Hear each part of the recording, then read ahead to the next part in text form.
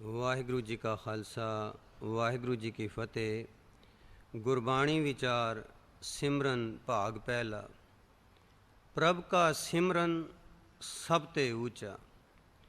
ਕੋਸ਼ ਵਿੱਚ ਸਿਮਰਨ ਦੇ ਅਰਥ ਇਉਂ ਦੱਸੇ ਗਏ ਹਨ ਕਿ ਇਸ਼ਟ ਦਾ ਨਾਮ ਅਥਵਾ ਗੁਣ ਮਨ ਦੀ ਬਿਰਤੀ ਇਕਾਗਰ ਕਰਕੇ ਯਾਦ ਕਰਨਾ। ਹਾਂਜੀ, ਕੋਸ਼ ਵਿੱਚ ਸਿਮਰਨ ਦੇ ਇਹ ਅਰਥ ਹਨ ਕਿ ਆਪਣੇ ਇਸ਼ਟ ਦਾ ਨਾਮ ਜਾਂ ਗੁਣ ਮਨ ਦੀ ਬਿਰਤੀ ਇਕਾਗਰ ਕਰਕੇ ਯਾਦ ਕਰਨਾ।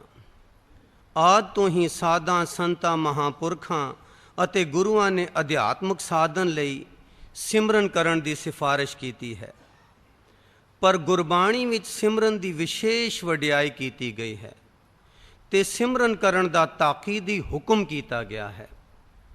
ਹਾਂਜੀ, ਸਾਰਿਆਂ ਹੀ ਸਾਧਾਂ ਸੰਤਾਂ ਮਹਾਂਪੁਰਖਾਂ ਨੇ ਅਧਿਆਤਮਿਕ ਸਾਧਨ ਲਈ ਸਿਮਰਨ ਕਰਨ ਦੀ ਸਿਫਾਰਿਸ਼ ਕੀਤੀ ਹੈ, ਪਰ ਗੁਰਬਾਣੀ ਵਿੱਚ ਤਾਂ ਸਿਮਰਨ ਕਰਨ ਦੀ ਖਾਸ ਵਿਸ਼ੇਸ਼ਤਾ ਤੇ ਵਡਿਆਈ ਦਰਸਾਈ ਹੈ ਤੇ ਸਿਮਰਨ ਕਰਨ ਦਾ ਸਾਨੂੰ ਤਾਕੀਦੀ ਹੁਕਮ ਕੀਤਾ ਗਿਆ ਹੈ।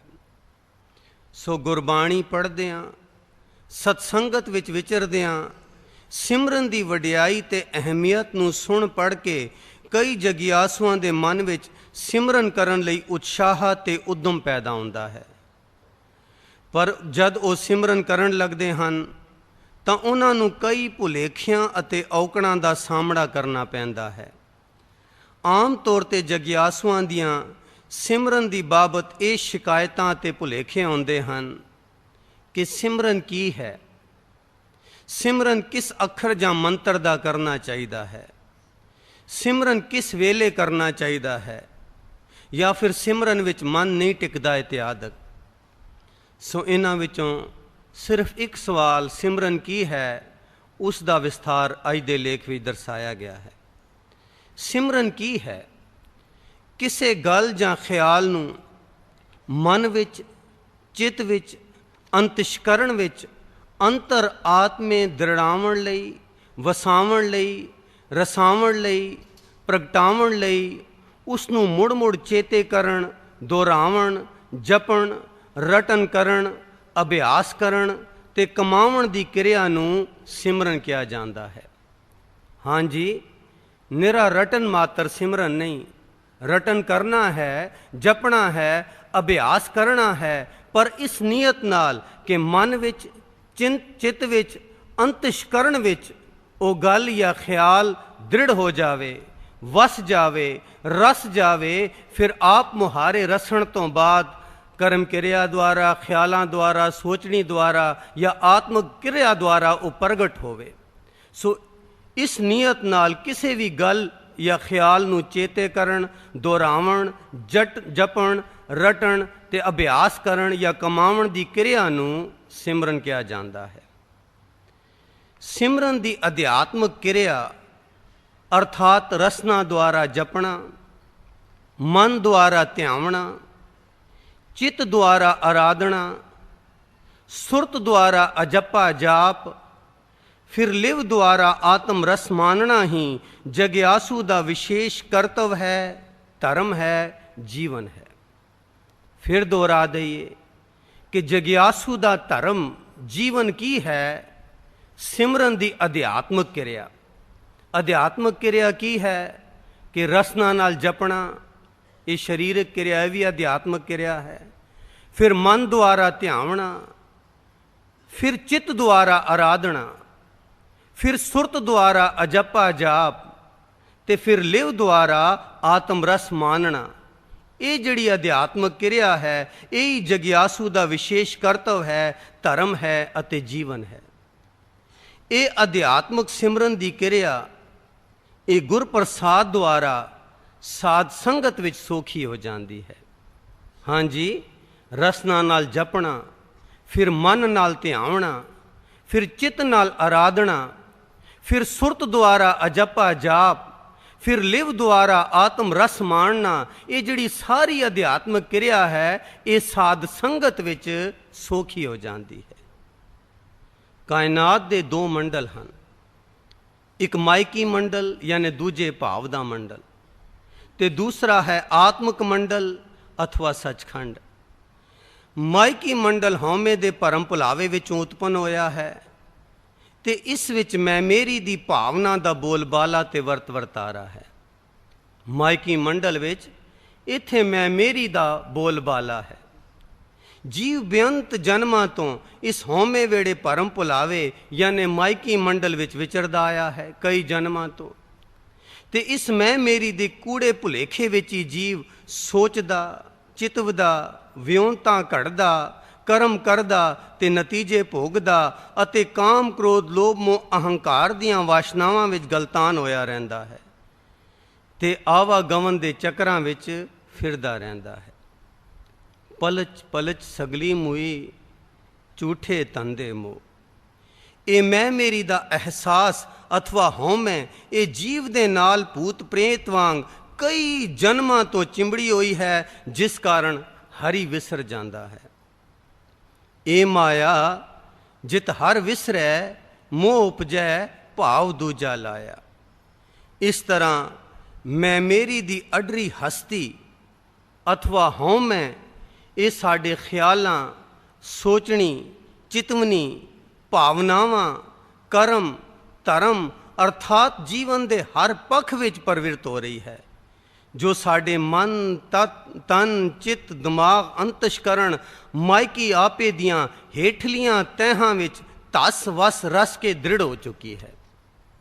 ਪਿੱਛੇ ਅਸੀਂ ਪੜ੍ਹਿਆ ਕਿ ਕਿਸੇ ਵੀ ਖਿਆਲ ਜਾਂ ਗੱਲ ਨੂੰ ਮੁੜ ਮੁੜ ਅਭਿਆਸ ਕਰਨਾ, ਦੁਹਰਾਉਣਾ ਇਸ ਨੀਅਤ ਨਾਲ ਕਿ ਸਾਡੇ ਅੰਦਰ ਧਸ ਵਸ ਰਸ ਕੇ ਦ੍ਰਿੜ ਹੋ ਜਾਵੇ, ਫਿਰ ਆਪ ਮੁਹਾਰੇ ਕਰਮਾਂ ਖਿਆਲਾਂ ਰਾਹੀਂ ਪ੍ਰਗਟ ਹੋਵੇ, ਉਸ ਨੂੰ ਸਿਮਰਨ ਕਹਿੰਦੇ ਹਨ। ਸੋ ਇਹ ਮੈਂ ਮੇਰੀ ਦਾ ਅਹਿਸਾਸ ਜਾਂ ਹਉਮੈ ਇਹ ਸਾਡੇ ਖਿਆਲਾਂ, ਸੋਚਣੀ, ਚਿਤਵਨੀ, ਭਾਵਨਾਵਾਂ ਤੇ ਕਰਮ ਧਰਮ ਅਰਥਾਤ ਜੀਵਨ ਦੇ ਹਰ ਪੱਖ ਵਿੱਚ ਪ੍ਰਵਿਰਤ ਹੋ ਰਹੀ ਹੈ, ਪ੍ਰਗਟ ਹੋ ਰਹੀ ਹੈ।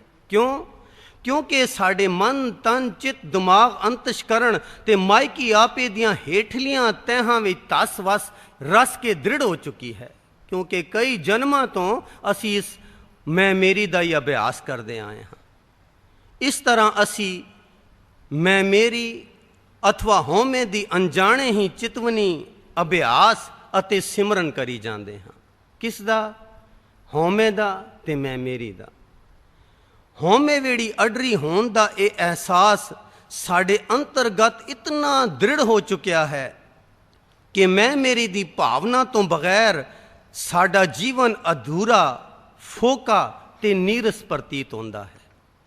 ਫਿਰ ਦੁਹਰਾ ਦਈਏ ਕਿ ਮੈਂ ਮੇਰੀ ਦਾ ਇਤਨਾ ਅਸੀਂ ਅਭਿਆਸ ਕੀਤਾ ਹੈ, ਇਤਨਾ ਸਾਡੇ ਮਾਇਕੀ ਆਪੇ ਦੀ ਹੇਠਲੀਆਂ ਤਹਿਾਂ ਵਿੱਚ ਧਸ ਵਸ ਰਸ ਕੇ ਦ੍ਰਿੜ ਹੋ ਚੁੱਕਿਆ ਹੈ ਕਿ ਇਸ ਤੋਂ ਬਿਨਾਂ ਸਾਨੂੰ ਸਾਡਾ ਜੀਵਨ ਫੋਕਾ ਤੇ ਨੀਰਸ ਪ੍ਰਤੀਤ ਹੁੰਦਾ ਹੈ। ਭਾਵੇਂ ਕਿ ਜਿਹੜੀ ਕਰਮ ਕਿਰਿਆ ਵਿੱਚ ਹਉਮੈ ਦਾ ਪ੍ਰਗਟਾਵਾ ਹੋਵੇ, ਮੈਂ ਮੇਰੀ ਦਾ ਪ੍ਰਗਟਾਵਾ ਹੋਵੇ, ਉਹ ਕੰਮ ਬੜੇ ਉਤਸ਼ਾਹ ਨਾਲ ਕਰਦੇ ਹਾਂ, ਪਰ ਜਿਸ ਕਿਰਿਆ ਵਿੱਚ ਸਾਡੀ ਹਉਮੈ ਮੈਂ ਮੇਰੀ ਦਾ ਪ੍ਰਗਟਾਵਾ ਨਾ ਹੋਵੇ, ਉਸ ਤੋਂ ਉਹ ਸਾਨੂੰ ਫੋਕਾ ਪ੍ਰਤੀਤ ਹੁੰਦਾ, ਉਸ ਵਿੱਚ ਕੋਈ ਰਸ ਉਤਸ਼ਾਹ ਨਹੀਂ ਰਹਿੰਦਾ। ਸੋ ਇਹ ਮੈਂ ਮੇਰੀ ਦੀ ਭਾਵਨਾ ਸਾਡੇ ਅੰਦਰ ਇਤਨੀ ਦ੍ਰਿੜ ਹੋ ਚੁੱਕੀ ਹੈ ਕਿ ਇਸ ਤੋਂ ਬਗੈਰ ਸਾਨੂੰ ਸਾਡਾ ਜੀਵਨ ਅਧੂਰਾ, ਫੋਕਾ ਤੇ ਨੀਰਸ ਪ੍ਰਤੀਤ ਹੁੰਦਾ ਹੈ।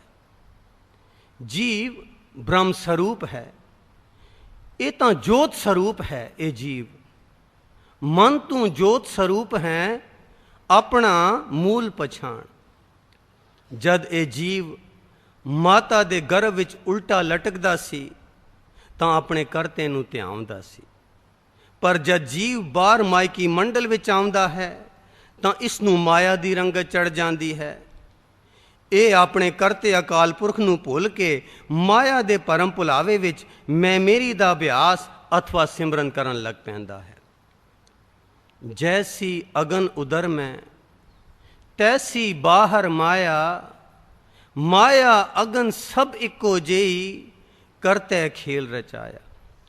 ਜਾਂ ਤਿਸ ਭਾਣਾ ਤਾਂ ਜੰਮਿਆ ਪਰਵਾਰ ਭੱਲਾ ਪਾਇਆ, ਲਿਵ ਛੁੜਕੀ ਲੱਗੀ ਤ੍ਰਿਸ਼ਨਾ ਮਾਇਆ ਅਮਰ ਵਰਤਾਇਆ। ਇਹ ਮਾਇਆ ਜਿਤ ਹਰ ਵਿਸਰੈ ਮੋਹ ਉਪਜੈ ਭਾਵ ਦੂਜਾ ਲਾਇਆ। ਕਹਿ ਨਾਨਕ ਗੁਰ ਪ੍ਰਸਾਦੀ ਜਿਨਾ ਲਿਵ ਲਾਗੀ, ਤਿਨੀ ਵਿੱਚੇ ਮਾਇਆ ਪਾਇਆ। ਸੋ ਮਾਤਾ ਦੇ ਗਰਭ ਵਿੱਚ ਜੀਵ ਮਾਇਕੀ ਮੰਡਲ ਨੂੰ ਭੁੱਲਿਆ ਹੋਇਆ ਸੀ ਤੇ ਸਿਮਰਨ ਦੁਆਰਾ ਉਸ ਦੀ ਲਿਵ ਆਪਣੇ ਕਰਤੇ ਨਾਲ ਲੱਗੀ ਹੋਈ ਸੀ। ਪਰ ਮਾਇਕੀ ਮੰਡਲ ਵਿੱਚ ਜੰਮਦਿਆਂ ਹੀ ਮਾਇਆ ਅਥਵਾ ਮੈਂ ਮੇਰੀ ਦਾ ਭੁਲੇਖਾ ਚਿੰਬੜਿਆ ਤੇ ਉਸ ਦੀ ਆਪਣੇ ਕਰਤੇ ਨਾਲੋਂ ਲਿਵ ਟੁੱਟ ਗਈ। ਇਸ ਤਰ੍ਹਾਂ ਜੀਵ ਫਿਰ ਮਾਇਆ ਦੀ ਕੁਸੰਗਤ ਦੁਆਰਾ ਹਉਮੈ ਦੇ ਭਰਮ ਭੁਲੇਖੇ ਵਿੱਚ ਗਲਤਾਨ ਹੋ ਜਾਂਦਾ ਹੈ। 10 ਮਾਸ ਮਾਤਾ ਉਦਰ ਰਾਖਿਆ, ਬਹੁਰ ਲਾਗੀ ਮਾਇਆ, ਵਿੱਚੋਂ ਗਰਭੈ ਨਿਕਲ ਆਇਆ, ਖਸਮ ਵਿਸਾਰ ਦੁਨੀ ਚਿਤਲਾਇਆ। ਇਸ ਤਰ੍ਹਾਂ ਮਾਇਆ ਦੀ ਕੁਸੰਗਤ ਅਥਵਾ ਰੰਗਤ ਨਾਲ ਜੀਵ ਤੂੰ ਦਾ ਸਿਮਰਨ ਛੱਡ ਕੇ ਮੈਂ ਦਾ ਸਿਮਰਨ ਕਰਨ ਲੱਗ ਪੈਂਦਾ ਹੈ। ਗਰਭ ਵਿੱਚ ਤਾਂ ਉੱਥੇ ਤੂੰ ਦਾ ਸਿਮਰਨ ਕਰਦਾ ਹੈ, ਲਿਵ ਨਾਲ ਜੁੜਿਆ ਹੁੰਦਾ ਹੈ, ਪਰ ਜਿਉਂ ਹੀ ਬਾਹਰ ਆਉਂਦਾ ਹੈ ਮਾਇਆ ਦੇ ਸੰਪਰਕ ਨਾਲ ਇਹ ਤੂੰ ਦਾ ਸਿਮਰਨ ਛੱਡ ਕੇ ਮੈਂ ਦਾ ਸਿਮਰਨ ਕਰਨ ਲੱਗ ਪੈਂਦਾ ਹੈ। ਸੋ ਇਸ ਮੈਂ ਦੇ ਸਿਮਰਨ ਨਾਲ ਜੀਵ ਦੀ ਜੀਵਨ ਸੇਧ, ਜੀਵਨ ਮਨੋਰਥ, ਜੀਵਨ ਉਦੇਸ਼, ਜੀਵਨ ਟੇਕ ਤੇ ਜੀਵਨ ਨਿਸ਼ਾਨਾ ਹੀ ਮਾਇਆ ਪਰਾਇਣ ਹੋ ਜਾਂਦਾ ਹੈ। ਕਿਉਂਕਿ ਪਿੱਛੇ ਪੜਿਆ ਜਿਸ ਗੱਲ ਦਾ ਅਭਿਆਸ ਕਰੀਏ ਉਹ ਇਤਨੀ ਅੰਦਰ ਧੱਸ ਜਾਂਦੀ ਹੈ ਕਿ ਫਿਰ ਆਪ ਮੁਹਾਰੇ ਖਿਆਲਾਂ ਕਰਮਾਂ ਦੇ ਰਾਹੀਂ ਪ੍ਰਗਟ ਹੁੰਦੀ ਹੈ। ਸੋ ਮੈਂ ਦੇ ਸਿਮਰਨ ਕਰਨ ਨਾਲ ਕੀ ਹੋਇਆ, ਜੀਵਨ ਉਦੇਸ਼ ਹੀ ਬਦਲ ਗਿਆ। ਕਿਉਂਕਿ ਮੈਂ ਦਾ ਅਭਿਆਸ ਕਰਨ ਮੈਂ ਇਤਨੀ ਧੱਸ ਗਈ ਕਿ ਫਿਰ ਸਾਡੇ ਕਰਮਾਂ ਚੋਂ, ਸਾਡੇ ਖਿਆਲਾਂ ਚੋਂ, ਸਾਡੀਆਂ ਜੀਵਨ ਕਿਰਨਾਂ ਦੁਆਰਾ ਇਹ ਆਪ ਮੁਹਾਰੇ ਬਾਹਰ ਪ੍ਰਗਟ ਹੋ ਗਈ। ਇਸ ਤਰ੍ਹਾਂ ਮੈਂ ਦੇ ਸਿਮਰਨ ਦੁਆਰਾ ਜੀਵ ਦੀ ਜੀਵਨ ਸੇਧ, ਜੀਵਨ ਮਨੋਰਥ, ਜੀਵਨ ਉਦੇਸ਼, ਜੀਵਨ ਟੇਕ ਤੇ ਜੀਵਨ ਨਿਸ਼ਾਨਾ ਇਹ ਮਾਇਆ ਪਰਾਇਣ ਹੋ ਜਾਂਦਾ ਹੈ। ਸੋ ਜੀਵ ਤਾਂ ਹਰ ਖਿਨ, ਹਰ ਪਲ, ਦਿਨ ਸਰਾਤ ਕਿਸੇ ਨਾ ਕਿਸੇ ਖਿਆਲ ਦੀ ਚਿਤਵਣੀ, ਸੋਚਣੀ, ਵਿਉਂਤ, ਅਭਿਆਸ ਜਾਂ ਸਿਮਰਨ ਕਰਨ ਵਿੱਚ ਰੁੱਝਿਆ ਰਹਿੰਦਾ ਹੈ। ਕਿਉਂਕਿ ਮਨ ਤਾਂ ਵੇਲਾ ਬਹਿੰਦਾ ਹੀ ਨਹੀਂ, ਕੋਈ ਨਾ ਕੋਈ ਖਿਆਲ ਤਾਂ ਸੋਚਦਾ ਹੀ ਰਹਿੰਦਾ ਹੈ। ਜਿਹੜਾ ਖਿਆਲ ਸੋਚਦਾ ਹੈ ਉਹ ਸਿਮਰਨ ਹੋ ਰਿਹਾ ਹੈ ਉਸੇ ਖਿਆਲ ਦਾ।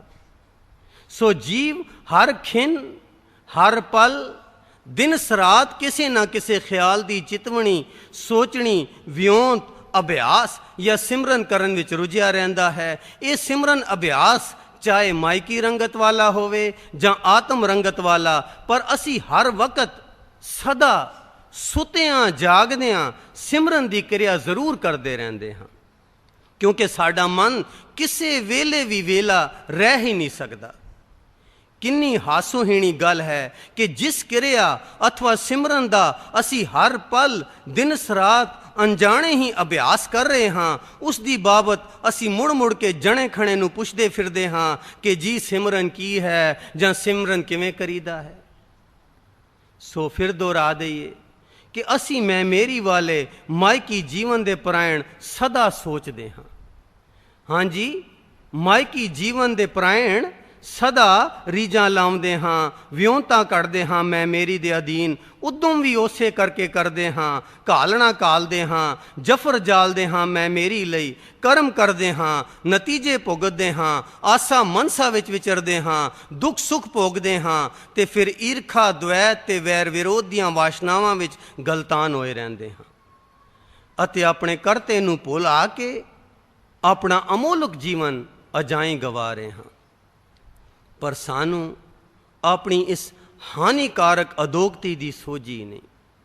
ਸਾਰਾ ਸਿਮਰਨ ਅਸੀਂ ਮੈਂ ਮੇਰੀ ਦਾ ਕਰਦੇ ਹਾਂ, ਵਾਸ਼ਨਾਵਾਂ ਵਿੱਚ ਗਲਤਾਨ ਰਹਿੰਦੇ ਹਾਂ, ਈਰਖਾ, ਦਵੈਤ ਤੇ ਵੈਰ ਵਿਰੋਧ ਵਿੱਚ ਗਲਤਾਨ ਰਹਿੰਦੇ ਹਾਂ, ਆਸਾ ਮਨਸਾ ਵਿੱਚ ਵਿਚਰਦੇ ਹਾਂ, ਮੈਂ ਮੇਰੀ ਤੇ ਹਉਮੈ ਲਈ ਉਦਮ ਕਰਦੇ ਹਾਂ, ਘਾਲੜਾਂ ਘਾਲਦੇ ਹਾਂ, ਉਸੇ ਲਈ ਇਹ ਜਫਰ ਜਾਲਦੇ ਹਾਂ, ਪਰ ਫਿਰ ਵੀ ਸਾਨੂੰ ਆਪਣੀ ਇਸ ਹਾਨੀਕਾਰਕ ਅਦੋਗਤੀ ਦਾ ਅਹਿਸਾਸ ਨਹੀਂ।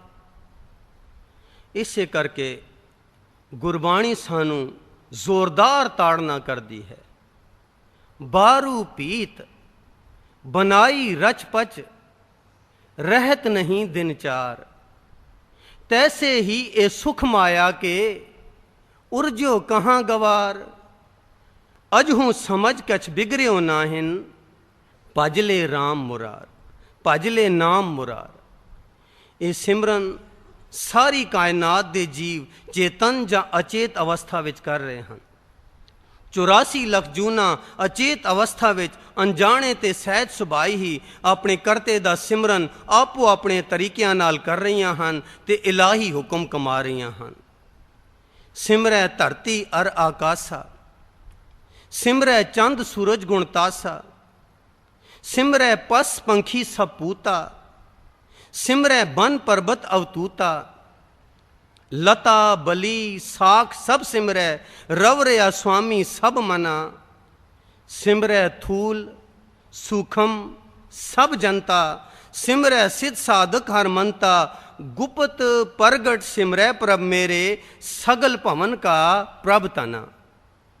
पर इंसानी जून विच ये जीव अपनी चेतनता ते कूड़ी सियाणप नाल इस माया दे चित्र बचित्र चिलकवें करिश्मिਆਂ ਨੂੰ देख के मायकी भरम भुलेखिਆਂ ਵਿੱਚ पै गया ते अपने करते ਨੂੰ भुल के माया अथवा मैं मेरी दा सिमरन करन लग पिया।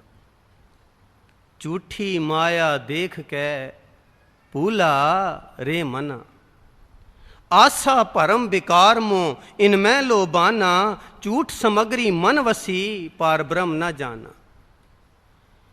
इन माया जगदीश गुसाई तुमरे चरण बिसारे, किंचित प्रीत न उपजै जन को, जन कहाँ करे बेचारे। इस तरह इंसान दे तन मन चित्त बिरती सुरती अंतशकरण इत्थों तक कि उसके समुचे आपे विच मायकी रंगत इतनी गूढ़ी चढ़ गई है कि उसनू मायकी भरम भुलावे वाले हौमे वेड़े जीवन तो इलावा किसी होर चंगेरे सोनेरे उचेरे सुखदाई कल्याणकारी दैवी जीवन की सोझी एहसास यकीन ते विश्वास ही नहीं आउंदा।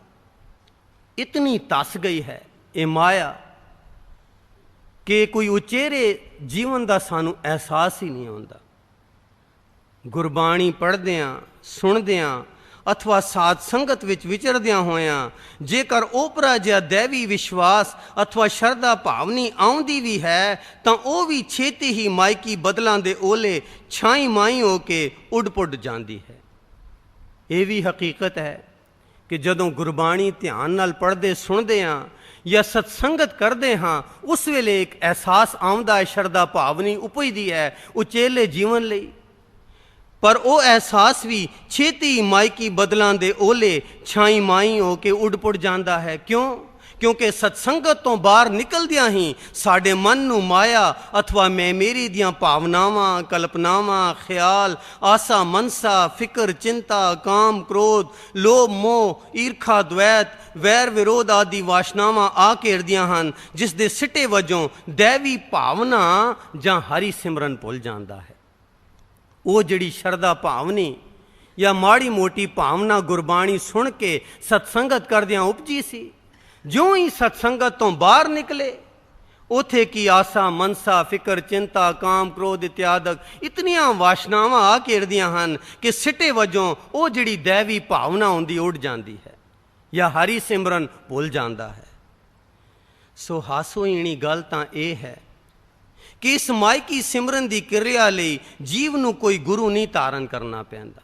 ये जिहड़ी मैं मेरी दा सिमरन करदे हाँ इसलिए सानू कोई गुरु नहीं धारणा करना पैंदा, कोई उपदेश नहीं लेना पैंदा, कोई विद्या नहीं सीखनी पैंदी, कोई पुछ गिछ नहीं करनी पैंदी, कोई खोज नहीं करनी पैंदी, कोई धर्म कर्म विच नहीं पैना पैंदा, कोई जप तप दे जफर नहीं जालने पैंदे।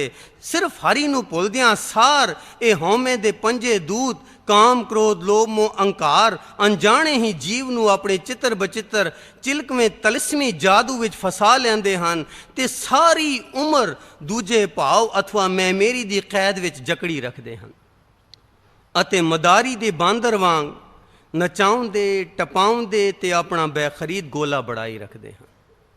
हाँ जी, जिवें मदारी ने बंदर रखिया हुंदा है वो किवें उसनूं नचाउंदा टपाउंदा है अपने स्वार्थ लई, इस तरह ये हौमे ने ये पंज दूत छड्डे काम क्रोध लोभ मोह अहंकार ते इन्हां पंज दूतां राहीं जीव नूं इस तरह चिलकवें ते तलस्मे जादू विच फसा लिया कि सारी उम्र इस दूजे भाव ते मैं मेरी दी कैद विच ये सानू पंज दूत जकड़ी रखदे हन ते मदारी दे बांदर वांग सानू अपने ताल ते नचाउंदे हन। कदी क्रोध नचाउंदा है, कदी काम, कदी लोभ, कदी मोह, कदी अहंकार।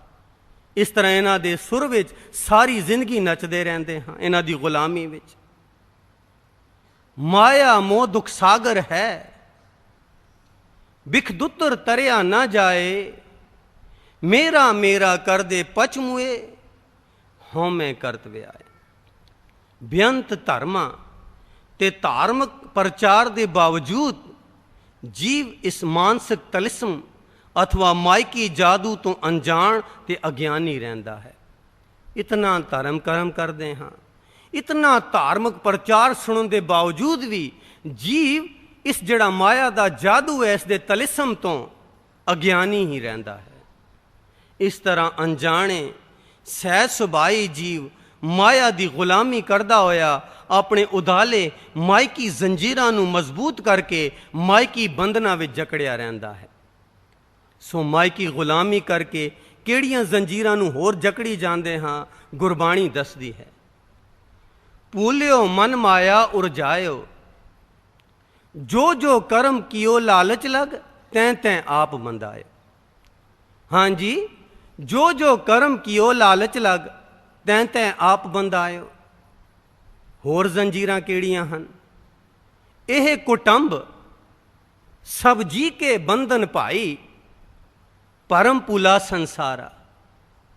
हाँ जी, एह कुटुंब सब जी के बंधन भाई, परम पुला संसारा। होर किहड़ियां जंजीरां हन जिहड़ी मायकी गुलामी विच असी होर पाई जा रहे हैं दिन ब दिन? नानक अवगुण जेतड़े, तेते गली जंजीर। हाँ जी, नानक अवगुण जेतड़े, तेते गली जंजीर। सो इस तरह माया की गुलामी विच असी इहो जिहियां जंजीरां नूं होर मजबूत करके मायकी बंधनां विच जकड़े रहिंदे हां। सो मायकी जीवन अथवा मायकी सिमरन की क्रिया विच साडा मन सदा सावधान रहिंदा है, चतराइयां घोड़दा रहिंदा है। हाँ जी, मायकी सिमरन की क्रिया विच साडा मन आसा मनसा विच विचरदा है, मानसिक रुझेवियां विच गुआचिया रहिंदा है, फिक्र चिंता विच डुबिया रहिंदा है, मैं मेरी दी भावना विच रुझिया रहिंदा है, कर्म करदा होया बंधनां विच पैंदा है, अपने कर्मां दे नतीजे अर्थात दुख सुख भोगदा है, झूठे प्यार दे मोह विच फसिया रहिंदा है, नीवियां वासनावां दा गुलाम बनिया रहिंदा है, ईरखा द्वैत विच सड़दा बलदा रहिंदा है ते वैर विरोध विच तपदा खपदा रहिंदा है। इस तरह साडा ए हीरे जैसा जन्म कौडी बदले अजाई जा रहा है। हाँ जी, ये कीमती अमोलक ए हीरे जैसा जन्म कौडी बदले अजाई जा रहा है। जेकर साडे रोजाना जीवन के ख्यालों अथवा क्रिया नूं डूंगी तरह कोख्या जावे तां पता लगेगा कि असी माया दे खलजगण विच इतने गलतान हाँ कि गंदगी दे कीड़े वांग सानू अपने मायकी जीवन तो इलावा होर कुछ सुझदा ही नहीं। हाँ जी, जे ईमानदारी नाल असी अपने ख्यालां ते कर्मां नूं कोखीए तां यह पता लगेगा कि मायकी जीवन तो बिना सानू कोई होर चीज़ सुझदी ही नहीं। इसका कारण यह है कि साडा मन कई जन्मां तो माया दा अटुट अनिन ते लगातार सिमरन करदियां होयां माया दा ही रूप बन चुकिया है।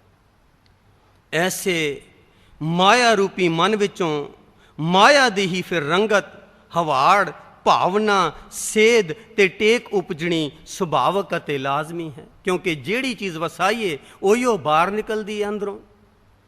सो जीव माया दा ही रूप बन चुकिया है।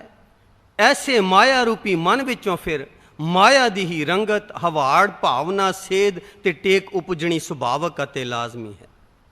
दूजे लफ्जां विच साडा ए माया रूपी मन अनजाने सहज सुभाए बगैर किसी कोशिश दे लगातार अटुट मायकी सिमरन विच गलतान है। इस गल का सबूत साडा अजोका मायकी जीवन है जो साडे लगातार मायकी सिमरन अभ्यास का नतीजा ते निचोड़ है। जेकर इस सिमरन की क्रिया की मायकी सेध नूं उल्टा के आत्मक सेध वाल मोड़िया जावे तां ये साडी सिमरन की क्रिया आत्मपरायण हो सकती है ते साडा जीवन सफल हो सकता है। फिर दोहरा दईए, जेकर इस सिमरन की क्रिया की मायकी सेध नूं उल्टा के ਆਤਮਿਕ ਸੇਧ ਵੱਲ ਮੋੜਿਆ ਜਾਵੇ ਤਾਂ ਸਾਡੀ ਸਿਮਰਨ ਦੀ ਕਿਰਿਆ ਆਤਮ ਪ੍ਰੈਣ ਹੋ ਸਕਦੀ ਹੈ ਤੇ ਸਾਡਾ ਜੀਵਨ ਸਫਲ ਹੋ ਸਕਦਾ ਹੈ। ਸੋ ਸਿਮਰਨ ਤਾਂ ਅਸੀਂ ਕਰ ਹੀ ਰਹੇ ਹਾਂ, ਇਸ ਦੀ ਕਿਰਿਆ ਤਾਂ ਉਹੀ ਰਹਿਣੀ ਹੈ, ਮੁੜ ਮੁੜ ਦੁਹਰਾਉਣਾ, ਮੁੜ ਮੁੜ ਅਭਿਆਸ ਕਰਨਾ। ਸੋ ਕਿਰਿਆ ਤਾਂ ਉਹੀ ਰਹਿਣੀ ਹੈ, ਪਰ ਇਸ ਦੀ ਸੇਧ, ਇਸ ਦੀ ਟੇਕ, ਇਸ ਦਾ ਨਿਸ਼ਾਨਾ ਤੇ ਮੁੱਦਾ ਬਦਲਣ ਦੀ ਲੋੜ ਹੈ। ਅਬ ਮਨ ਉਲਟ ਸਨਾਤਨ ਹੁਆ ਤਬ ਜਾਣਿਆ ਜਬ ਜੀਵਤ ਮੁਆ, ਮੇਰੇ मन ही उल्ट समाना, गुर प्रसाद अकल पई अवरै नातर था बेगाना। उलट भई जीवत मर जा गया, शब्द रवे मन हर स्यों ला गया। उल्टी सकत सिवै कर आई, मन वसिया हर अमृत नाम। दूजे लफ्ज़ां विच मायकी सिमरन वाले जीवन नूं आत्मक रंगत दी प्योंद चाड़न दी लोड़ है, पर यह आत्मक खेल कठिन है। हाँ जी, ये जड़ा मायकी सिमरन वाले जीवन नूं आत्मक रंगत दी प्योन चाड़न दी लोड़ है। वो की पिछे असी पढ़िया कि जदों तू दा सिमरन छड़ के मैं दा सिमरन करदे हाँ, जीवन सेध, जीवन निशाना मायकी रंगण वाला हो जाता है, क्योंकि माया ही अंदर धस वस रस जाती है। सो हुण इस दी रंगत नूं बदलना है। माया तां धस गई अंदर जितनी धसनी सी, हुण इस दा अभ्यास नूं बदल के मैं तो फिर तू करिए, ताकि परमात्मा दे गुण अंतरात्मे धसन वसन। सो इस मायकी रंगत उत्ते आत्मक प्योन चाड़नी, यानी मैं मेरी दा सिमरन छड़ के तू तेरी दा सिमरन करना, ये बहुत कठिन खेल है। क्योंकि पिछे असी पढ़िया माया इतनी धस वस रस के इतना अभ्यास हो चुका है कि मल्लो मल्ली साडे कर्मां च ख्यालां द्वारा, साडियां आत्मक वाइब्रेशनस द्वारा प्रगट होंदी है। सो हुण इस दा उल्ट अभ्यास करना थोड़ी मेहनत चाहिए है, बल्कि बहुत मेहनत चाहिए है। इस करके लिखिया है कि ये आत्मक खेल कठिन है। जन नानक ये खेल कठिन है, किन्हू गुरमुख जाना।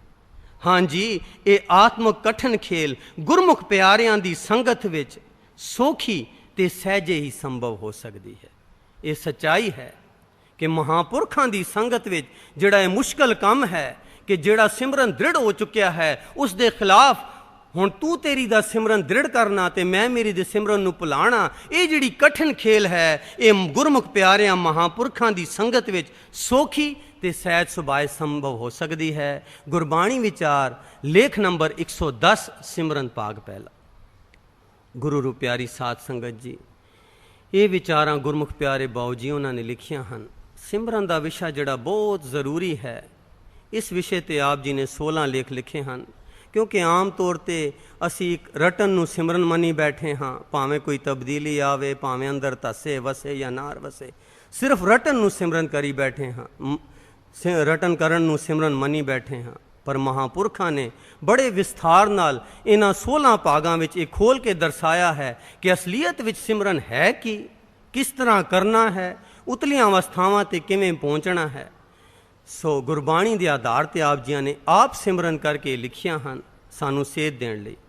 जिस किसी वीर भैन ने हाले तक ये सिमरन के लेख नहीं लए, उन्हां दे चरनां च हत्थ जोड़ के बेनती है कि 15, 20, 25 रुपए की एक किताब है जो साढ़े सारे जीवन नूं सफला कर सकती है। 16 लेख हैं सिमरन के विषय पर, जरूर एक एक किताब ले जाण की किरपालता करनी, क्योंकि पढ़ांगे बार बार तां कोई थोड़ा बहुत गुरु की कृपा द्वारा समझ आएगा तो असी अपने जीवन नूं सफला कर सकांगे।